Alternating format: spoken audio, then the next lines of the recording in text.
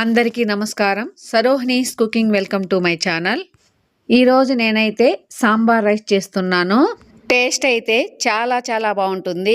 ఇది నా స్టైల్లో నేను ఎలా తయారు చేశానో ఇప్పుడు మీకు చూపించబోతున్నాను. దీనికోసం రైస్ అయితే 1 కప్పు వరకు తీసుకుంటున్నాను. అంటే 1/2 కేజీ రైస్ కన్నా కొంచెం తక్కువే ఉంటుంది. అదే కప్పుతో సగం కప్పు కందిపప్పు తీసుకుంటున్నాను. అంటే 1/4 కేజీ కన్నా తక్కువే ఉంటుంది. ఇప్పుడు ఈ 2 నీళ్ళు పోసి కడిగి పక్కన పెట్టేస్తున్నాను. కందిపప్పు బియ్యం కలిపి ఈ కప్పుతో 1.5 కప్పు అయ్యాయి. కుక్కర్లో అయితే 6 గ్లాసుల నీళ్ళు అయితే సరిపోతాయి. అదే పాత్రలో పెట్టుకుంటే 7 గ్లాసుల వరకు వాటర్ పోసేసుకోవాలి. కొద్దిగా ఉప్పు వేసి కలిపేసి స్టవ్ మీద పెట్టేస్తున్నాను. ఇప్పుడు ఒక ప్లేట్లో మంచెనగపప్పు 1 స్పూన్, ఎండుమిర్చి 7, జీలకర్ర 1 స్పూన్, ధనియాలు 1 స్పూన్, మెంతులు కొద్దిగా, ఎండు కొబ్బరి కొద్దిగా, వెల్లుల్లి 4 రెబ్బలైతే తీసుకున్నాను. ఇప్పుడు స్టవ్ మీద ఒక బాణలు పెట్టి అందులో 1 స్పూన్ వరకు ఆయిల్ వేసేస్తున్నాను. ఇప్పుడు ఇవన్నీ వేసి సన్న మంట మీద దోరగా వేయించుకోవాలి. పప్పులు మాడితే టేస్ట్ అంతగా బాగోదు. ఈ పప్పులన్నీ సగం వేగిన తర్వాత ఒక గుప్పెడు కరివేపాకు కూడా ఇందులో కలిపేసి వేయించేస్తున్నాను. పప్పులు కూడా వేగిపోయేసాయి. ఇప్పుడు ఇవన్నీ ఒక ప్లేట్లోకి తీసేసుకుంటున్నాను. దీనికోసం నేనైతే లెమన్ సైజ్ అంత చింతపండు క్లీన్ చేసేసి ఇలా నీళ్లు పోసి నానబెట్టేస్తున్నాను. ఈ వేయించుకున్న పప్పులన్నీ చల్లారిన తర్వాత మిక్సీలో వేసి మెత్తగా ఇలా పేస్ట్ చేసి పక్కన పెట్టేస్తున్నాను. ఇప్పుడు చిక్కుడుగాయ ఒక 10 ఉంటాయి, క్యారెట్ 1 తీసుకున్నాను, మునక్కాయలు 2, వంకాయలు 2, బంగాళాదుంప 1 తీసుకొని ఇలా కట్ చేసుకొని పక్కన పెట్టేసుకుంటున్నాను. వంకాయ బంగాళాదుంప ముక్కలైతే ఇలా ఉప్పు నీళ్ళలో వేసి పక్కన పెట్టేసుకుంటున్నాను. అలాగే 1 ఉల్లిపాయ, వెల్లుల్లి రెబ్బలు 5, టమాటా 1, కరివేపాకు, కొత్తిమీర కట్ చేసుకొని ఇవి కూడా పక్కన పెట్టుకుంటున్నాను. రైస్ ఇలా ఒక స్టవ్ మీద ఉడుకుతుంది. దీనికోసం అయితే తాలింపు రెడీ చేసేస్తున్నాను. ఇప్పుడు ఒక బాణల్లో 1 స్పూన్ వరకు నెయ్యి, 1 స్పూన్ వరకు ఆయిల్ వేసి వేడి చేసేస్తున్నాను. ఈ ఆయిల్ వేడైన తర్వాత 1 స్పూన్ ఆవాలు, 2 ఎండుమిర్చి కూడా వేసేసి కలిపేస్తున్నాను. ఈ ఆవాలు వేగిపోయిన తర్వాత ముందుగా కట్ చేసుకున్న ఉల్లిపాయ ముక్కలు వేసేస్తున్నాను. ఈ ఉల్లిపాయ ముక్కలు తొందరగా వేగాలంటే ఉప్పు కొద్దిగా వేయాలి. కొంచెం ఉప్పు వేసి కలిపేస్తున్నాను. ఉల్లిపాయ ముక్కలన్నీ కొద్దిగా గోల్డ్ కలర్ లేక మారిన తర్వాత ఇప్పుడు ఇందులో వెల్లుల్లి రెబ్బలు, కరివేపాకు వేసి కలిపేస్తున్నాను. ఇప్పుడు ఇవన్నీ కొద్దిగా వేగిన తర్వాత ఇంగువ అయితే 1/4 టీ స్పూన్ వరకు వేస్తున్నాను. సాంబారు అంటే ఇంగువ కంపల్సరీ ఉండాలి. ఇప్పుడు ఇందులో కొద్దిగా పసుపు వేసి కలిపేస్తున్నాను.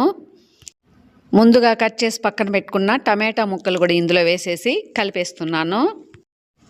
ఈ టమాటా ముక్కలు కొద్దిగా మెత్తబడిన తర్వాత ఇప్పుడు ఇందులోకి నేనైతే బఠానీలు, అలసందలు లైట్గా ఉడకబెట్టి పక్కన పెట్టుకున్నాను. అవి కూడా ఇప్పుడు ఇందులో వేసి కలిపేస్తున్నాను. కావాలనుకుంటే పచ్చి బఠానీలు కూడా వేసుకోవచ్చు. మన దగ్గర ఏ కూరగాయలు ఉంటే ఆ కూరగాయలతో ఈ సాంబార్ రైస్ తయారు చేసుకోవచ్చు. ఇప్పుడు మూత పెట్టి సన్న మంట మీద అయితే ఉడికించేస్తున్నాను. రైస్ కూడా బాగా మెత్తగా ఉడికిపోయేసింది. ఇప్పుడు ఈ రైస్ని గరిటెతోనే సంగటిలా కలిపేసుకోవాలి. ఇంకా మెత్తగా కావాలనుకుంటే పప్పు రుద్దే కట్టితో రైస్నంతా మెత్తగా రుద్దేసుకోవచ్చు. టమాటా ముక్కలైతే బాగా మెత్తగా ఉడికిపోయాయి. ఇప్పుడు ఇందులో ముందుగా కట్ చేసి పెట్టుకున్న వెజిటేబుల్స్ ముక్కలన్నీ వేసేసి కలిపేస్తున్నాను. ఇందులోనే కొద్దిగా కొత్తిమీర కూడా వేసేసి కలిపేస్తున్నాను. ఇప్పుడు ఇవన్నీ బాగా కలిపేసిన తర్వాత ముందుగా అయితే బంగాళాదుంప, వంకాయ ముక్కలు ఉప్పు నీళ్ళలో వేసుకున్నాం కదా, అవి కూడా ఇప్పుడు ఇందులో వేసేసి కలిపేస్తున్నాను. తాలింపు ఫ్లేవర్ అంతా ఈ ముక్కలకి బాగా పట్టేసిన తర్వాత ఇప్పుడు ఇందులో ముందుగా మిక్సీ పట్టి పక్కన పెట్టుకున్నాం కదా, అవన్నీ ఇప్పుడు వేసి కలిపేస్తున్నాను. ఈ పేస్ట్ అయితే ముందుగా మనం అన్నీ వేయించే పేస్ట్ చేసుకున్నాం కాబట్టి ఎక్కువసేపు ఉడికించాల్సిన అవసరం లేదు. ఈ కూరగాయలు ఉడికించుకోవడానికి సరిపడే అన్ని నీళ్ళైతే ఇప్పుడు ఇందులో యాడ్ చేసేస్తున్నాను. ఉప్పు, కారం ఏదైనా తగ్గినట్టు అనిపిస్తే ఇప్పుడే యాడ్ చేసేసుకోవాలి. ఇప్పుడు ఈ వెజిటేబుల్స్ అన్నీ మూత పెట్టేసి సగం ఉడికే వరకు అయితే ఉడికించుకోవాలి. మిగతా సగం ఈ రైస్లో ఉడికితే టేస్ట్ చాలా బాగుంటుంది. రైస్ అయితే మనం సంగటికి ఉడకబెట్టుకుంటాం కదా, అలాగ మెత్తగా ఉడకబెట్టేసుకోవాలి. ఈ కూరగాయలన్నీ సగానికి పైన ఉడికిపోయేసాయి. ఇప్పుడు ఇందులో చింతపండు నీళ్ళు కూడా వేసి కలిపేస్తున్నాను. సాంబార్ అయితే టేస్ట్ అద్దిరిపోయింది, గుమగుమలాడుతూ చాలా బాగుంది.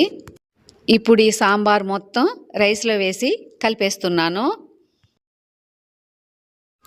ఈ కూరగాయలు మొత్తం ఈ రైస్లోనే మెత్తగా ఉడికేంత వరకు అయితే ఉడికించుకోవాలి. మూత పెట్టేసి ఉడికించేస్తున్నాను.